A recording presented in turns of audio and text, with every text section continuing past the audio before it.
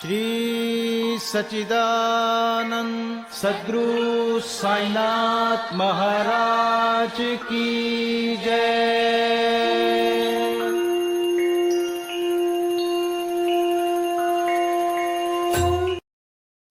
त्याग शरीर चले गए पर आज भी साथ निभाते हैं। मन श्रद्धा से करो ध्यान, साईं दौड़े दौड़े आते हैं। आदरणीय साईं भक्तों, आप सभी को हृदय की गहराइयों से सादर प्रणाम। साईं ज्ञान गंगा के सभी एपिसोड्स को पसंद करने के लिए आपका दिल से आभार। आशा करते हैं कि साईं ज्ञान गंगा का ये नया वीडियो भी आपको अवश्य पसंद आएगा। पसंद आने पर आप वीडियो को हमेशा की तरह लाइक कीजिएगा, ज्यादा से ज्यादा शेयर कीजिएगा, और यदि आप हमसे नए जुड़े हैं और आपने अभी तक अगर हमारे चैनल को सब्सक्राइब नहीं किया है तो प्लीज अभी सब्सक्राइब कीजिएगा। तो आइए शुभारंभ करते हैं साईं ज्ञान गंगा का। साईं ज्ञान गंगा के 66वें एपिसोड में अध्ययन करेंगे श्री साईं सचरित्र के अध्याय 45 का। अध्याय 42, 43 व 44 में साईं बाबा के निर्वाण का, महासमाधि लगाने का वर्णन किया गया है, जिनका लिंक डिस्क्रिप्शन बॉक्स में दिया गया है। इसमें कोई संदेह नहीं कि बाबा का साकार स्वरूप अब लुप्त हो चुका है, परंतु उनका निराकार स्वरूप तो सदैव ही विद्यमान रहेगा।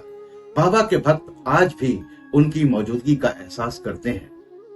अभी तक केवल उन्हीं घटनाओं और लीलाओं का उल्लेख किया गया है जो बाबा के जीवन काल में घटित हुई थीं। उनके समाधिस्थ होने के पश्चात भी अनेक लीलाएं हो चुकी हैं और अभी भी देखने में आ रही हैं, जिनसे ये सिद्ध होता है कि बाबा अभी भी विद्यमान है और पूर्व की ही भांति अपने भक्तों को सहायता पहुंचाया करते हैं। बाबा के जीवन काल में जिन व्यक्तियों को उनका सानिध्य या सत्संग प्राप्त हुआ, यथार्थ में उनके भाग्य की सराहना कौन कर सकता है। यदि किसी को फिर भी ऐन्द्रिक और सांसारिक सुखों से वैराग्य प्राप्त नहीं हो सका तो इसे दुर्भाग्य के अतिरिक्त और क्या कहा जा सकता है। जो उस समय आचरण में लाया जाना चाहिए था और अभी भी लाया जाना चाहिए, वो है अनन्य भाव से बाबा की भक्ति। समस्त चेतनाओं, इंद्रिय प्रवृत्तियों और मन को एकाग्र कर बाबा के पूजन और सेवा की ओर लगाना चाहिए। कृत्रिम पूजन से क्या लाभ? यदि पूजन या ध्यान आदि करने की ही अभिलाषा है तो वो शुद्ध मन और अंतःकरण से होनी चाहिए। जिस प्रकार पतिव्रता स्त्री का विशुद्ध प्रेम अपने पति पर होता है, इस प्रेम की उपमा कभी कभी लोग शिष्य और गुरु के प्रेम से भी कर दिया करते हैं, परंतु फिर भी शिष्य और गुरु प्रेम के समक्ष पतिव्रता का प्रेम फीका है और उसकी कोई समानता नहीं की जा सकती। माता पिता, भाई बहन या अन्य संबंधी जीवन का ध्येय प्राप्त करने में कोई सहायता नहीं पहुंचा सकते। इसके लिए हमें स्वयं अपना मार्ग खोजकर आत्मानुभूति के पथ पर अग्रसर होना पड़ता है। सत्य और असत्य में विवेक, इहलौकिक तथा पारलौकिक सुखों का त्याग, इंद्रिय निग्रह और केवल मोक्ष की धारणा रखते हुए अग्रसर होना पड़ता है। दूसरों पर निर्भर रहने के बदले हमें आत्मविश्वास बढ़ाना उचित है। जब हम इस प्रकार विवेक बुद्धि से कार्य करने का अभ्यास करेंगे तो हमें अनुभव होगा कि ये संसार नाशवान और मिथ्या है। इस प्रकार की धारणा से सांसारिक पदार्थों में हमारी आसक्ति उत्तरोत्तर घटती जाएगी और अंत में हमें उनसे वैराग्य उत्पन्न हो जाएगा। तब कहीं आगे चलकर ये रहस्य प्रकट होगा कि ब्रह्म हमारे गुरु के अतिरिक्त दूसरा कोई नहीं, वरन यथार्थ में वे ही सद्वस्तु यानी परमात्मा है और ये दृश्यमान जगत उनका ही प्रतिबिंब है। अतः इस प्रकार हम सभी प्राणियों में उनके ही रूप का दर्शन कर उनका पूजन करना प्रारंभ कर देते हैं और यही समत भाव दृश्यमान जगत से विरक्ति प्राप्त कराने वाला भजन या मूल मंत्र है। इस प्रकार जब हम ब्रह्म या गुरु की अनन्य भाव से भक्ति करेंगे तो हमें उनसे अभिन्नता की प्राप्ति होगी और आत्मानुभूति की प्राप्ति सहज ही हो जाएगी। संक्षेप में ये कि सदैव गुरु का कीर्तन और उनका ध्यान करना ही हमें सर्वभूतों में भगवत दर्शन करने की योग्यता प्रदान करता है और इसी से परम आनंद की प्राप्ति होती है। साईं प्रभु नहीं तेह में विद्यमान है आज,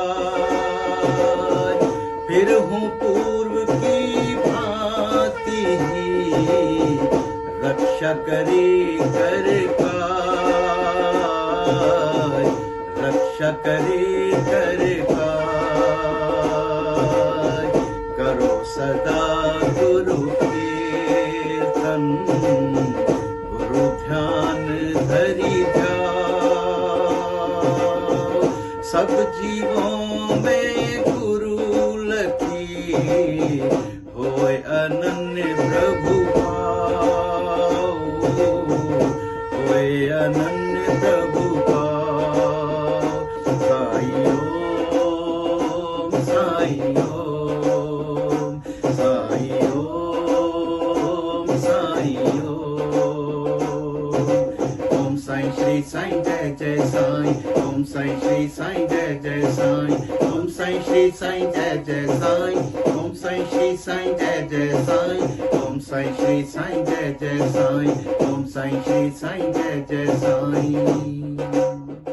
अब बात काका साहेब दीक्षित के संदेह और आनंद राव के स्वप्न की। ये तो सर्वविदित ही है कि बाबा ने काका साहेब दीक्षित को श्री एकनाथ महाराज के 2 ग्रंथ श्रीमद् भागवत और भावार्थ रामायण का नित्य पठन करने की आज्ञा दी थी। काका साहेब इन ग्रंथों का नियम पूर्वक पठन बाबा के समय से करते आए और बाबा के समाधिस्थ होने के उपरांत भी जीवन पर्यंत उसी प्रकार अध्ययन करते रहे। एक समय मुंबई चौपाटी में काका साहेब प्रातःकाल एकनाथी भागवत का पाठ कर रहे थे। माधवराव देशपांडे यानी श्यामा और काका महाजनी भी उस समय वहां उपस्थित थे तथा ये दोनों ध्यान पूर्वक पाठ श्रवण कर रहे थे। उस समय 11वें स्कंद के दूसरे अध्याय का वाचन चल रहा था, जिसमें नवनाथ अर्थात ऋषभ वंश के सिद्ध यानी कवि, हरि, अंतरिक्ष, प्रबुद्ध, पिपलायन, आविहोत्र, द्रुमिल, चमस और कर भाजन का वर्णन है, जिन्होंने भागवत धर्म की महिमा राजा जनक को समझाई थी। राजा जनक ने इन नवनाथों से बहुत महत्वपूर्ण प्रश्न पूछे और इन सभी ने उनकी शंकाओं का बड़ा संतोषजनक समाधान किया था।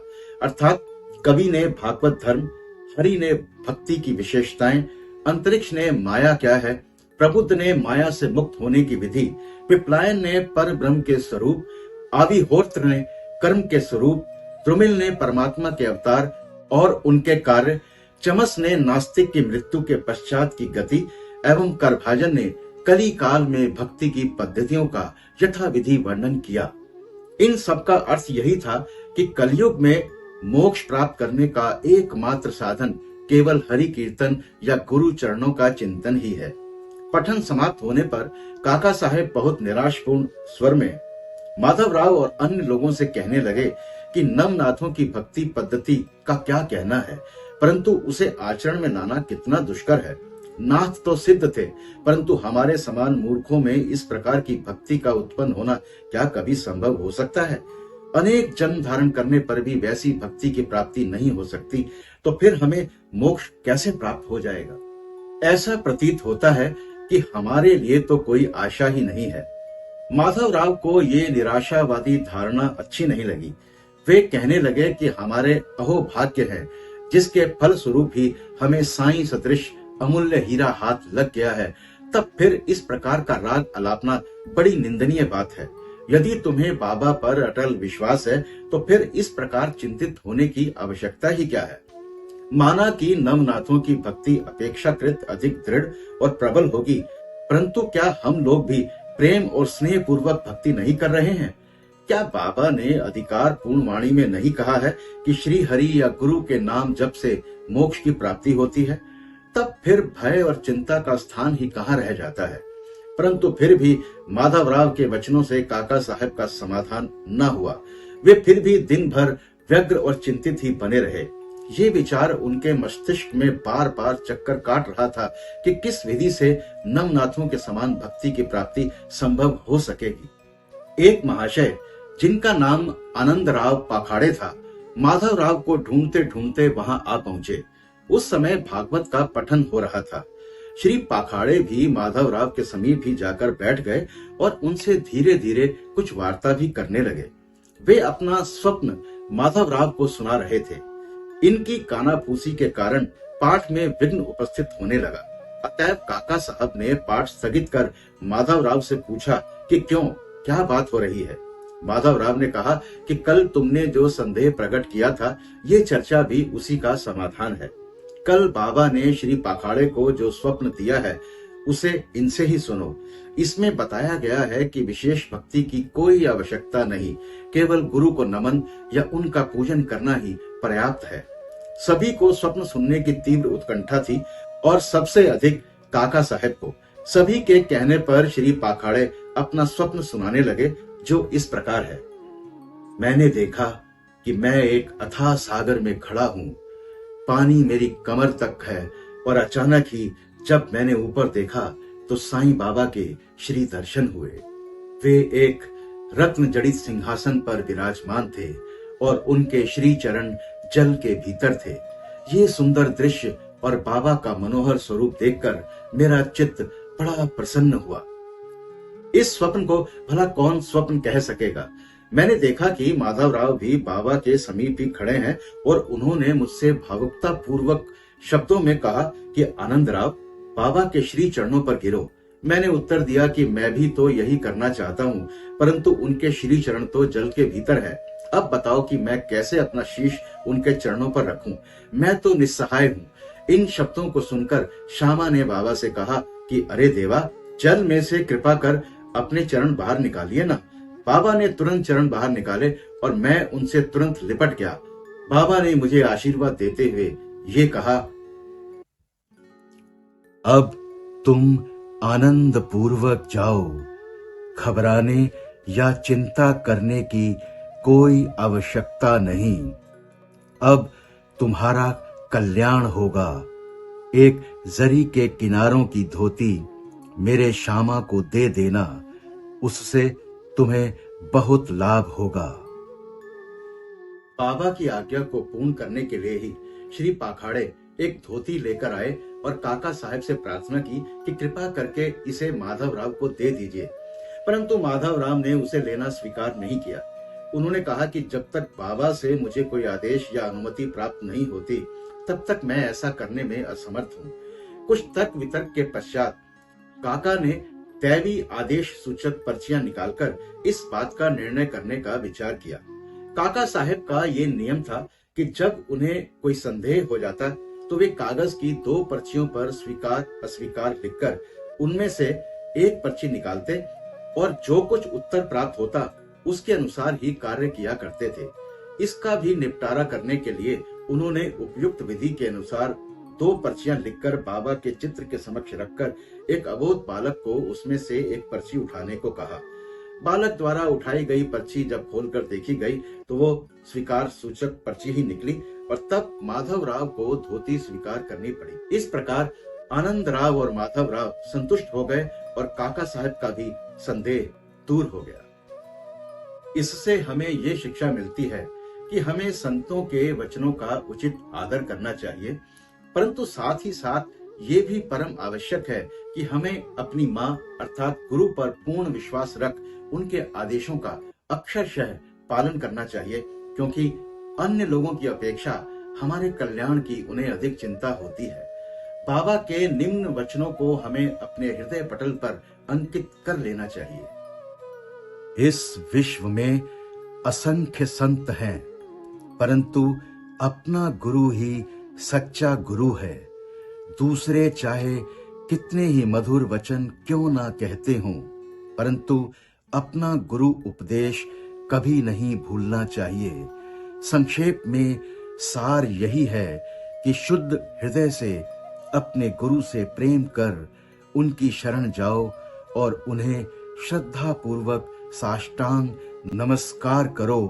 तभी तुम देखोगे कि तुम्हारे सम्मुख भव सागर का अस्तित्व वैसा ही है जैसा सूर्य के समक्ष अंधेरे का। संत बचन आदर करो, माँ गुरु पर विश्वास, अक्षरशः पालन करो, साईं तेरे पास, साईं तेरे तेरे पास। गुरु ही हरि हर ब्रह्म सम, गुरु अवतारी मान। गुरु अनन्यतम मान तू, गुरु त्रिमूर्ति समान, गुरु त्रिमूर्ति समान। साई ओम, साई ओम, साई ओम, साई ओम। ओम साई श्री साई जय जय साई, ओम साई श्री साई जय जय साई, ओम साई श्री साई जय जय साई, ओम साई श्री साई जय जय साई, ओम साई श्री साई जय जय साई, ओम साई श्री साई जय जय साई। अब बात बाबा की शयनशैया लकड़ी के तख्ते की। बाबा अपने जीवन के पूर्वार्ध में एक लकड़ी के तख्ते पर शयन किया करते थे। वो तख्ता 4 हाथ लंबा और 1 बित्ता चौड़ा था, जिसके चारों कोनों पर 4 मिट्टी के जलते दीपक रखे जाया करते थे। बाद में बाबा ने उसके टुकड़े टुकड़े कर डाले थे, जिसका वर्णन अध्याय 10 में हो चुका है। एक समय बाबा उस पटिये की महत्ता का वर्णन काका साहब को सुना रहे थे, जिसको सुनकर काका साहब ने बाबा से कहा कि यदि अभी भी आपको उससे विशेष स्नेह है तो मैं द्वारका माई में एक दूसरी पटिया लटकाए देता हूँ, आप सुख पूर्वक उस पर शयन किया करें। तब बाबा कहने लगे कि अब महलसा पति को नीचे छोड़कर मैं ऊपर नहीं सोना चाहता। काका साहब ने कहा कि यदि आज्ञा दें तो मैं एक और तख्ता महलसा पति के लिए भी टांग दूं। तब बाबा बोले, वे इस पर कैसे सो सकते हैं? क्या ये कोई सहज कार्य है? जो उसके गुण से संपन्न हो वही ऐसा कार्य कर सकता है। जो खुले नेत्र रखकर निद्रा ले सके वही इसके योग्य है।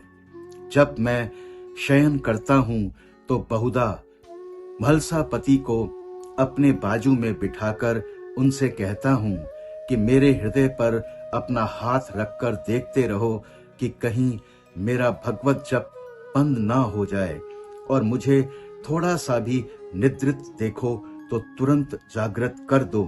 परंतु उससे तो ये भी नहीं हो सकता। वो तो स्वयं ही झपकी लेने लगता है और निद्रा मग्न होकर अपना सिर डुलाने लगता है, और जब मुझे भगत का हाथ पत्थर सा भारी प्रतीत होने लगता है तो मैं जोर से पुकार उठता हूँ कि ओ भगत। तब कहीं वो घबराकर नेत्र खोलता है। जो पृथ्वी पर अच्छी तरह बैठ और सो नहीं सकता तथा जिसका आसन सिद्ध नहीं है और जो निद्रा का दास है, वो क्या तख्ते पर सो सकेगा। अन्य अनेक अवसरों पर बाबा भक्तों के स्नेहवश ये अक्सर कहा करते थे, अपना अपने साथ और उसका उसके साथ। साईं ज्ञान गंगा का ये एपिसोड यहाँ संपन्न होता है। अगर आपको ये वीडियो पसंद आया तो वीडियो को लाइक कीजिएगा और ज्यादा से ज्यादा साईं भक्तों तक इसको पहुंचाइएगा, इसे शेयर कीजिएगा। और यदि आप हमसे नए जुड़े हैं और आपने अभी तक हमारे चैनल को सब्सक्राइब नहीं किया है तो प्लीज अभी सब्सक्राइब कीजिएगा। तो मिलते हैं आपसे साईं ज्ञान गंगा के अगले एपिसोड में एक नई कथा के साथ, एक नए अध्याय के साथ। तब तक मस्त रहिए, स्वस्थ रहिए, साईं नाम जपते रहिए। बाबा सबका भला करेंगे। ओम श्री साईनाथाय नमः। अनंत कोटि ब्रह्मांड नायक राजाधिराज योगी राज पर ब्रह्म श्री सच्चिदानंद सद्गुरु साईनाथ महाराज की जय।